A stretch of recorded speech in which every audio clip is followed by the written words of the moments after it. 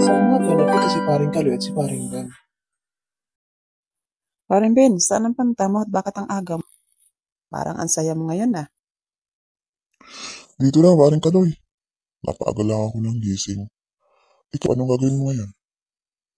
Ayos yan pare. Tanungin naman kita. Wala ka namang gagawin eh. Okay lang ba sa'yo? Aba, oo ka. Wala naman akong gagawin. Para malibang naman tayo. Ano ba yun? Di ba magaling ka sa science? Sa mga invento o mga gawa.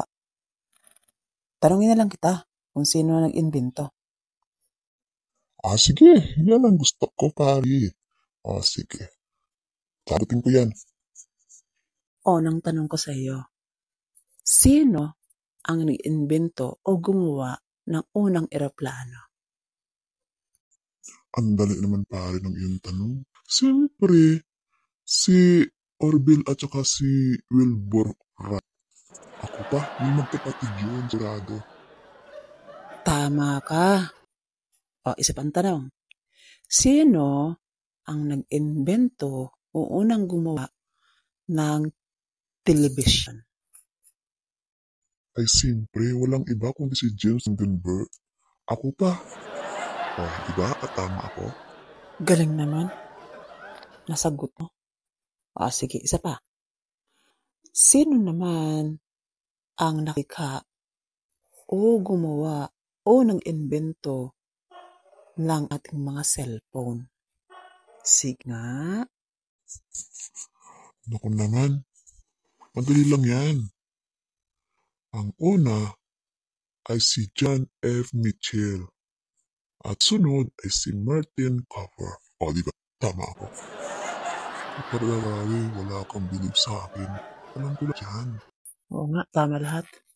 Wala na akong sabi. Pero meron pa lang isa. Sige nga, kung alam mo ito. Sino naman ang lumikha ng sanlibutan ito? At kahit ikaw, ako, sino lumikha sa atin? Sige nga, kung alam mo. Ay, doon yata o walang alam, pare.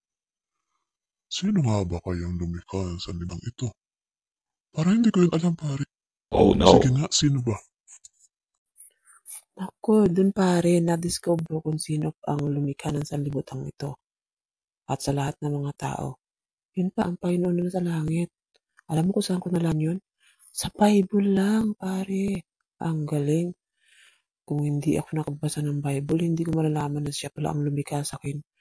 At sa lahat ng mayroon sa sanlibutan ito. Ang galing niya, di ba? Mas magaling pa doon sa mga nakilala mong mga taong magaling mag-invento. Ba?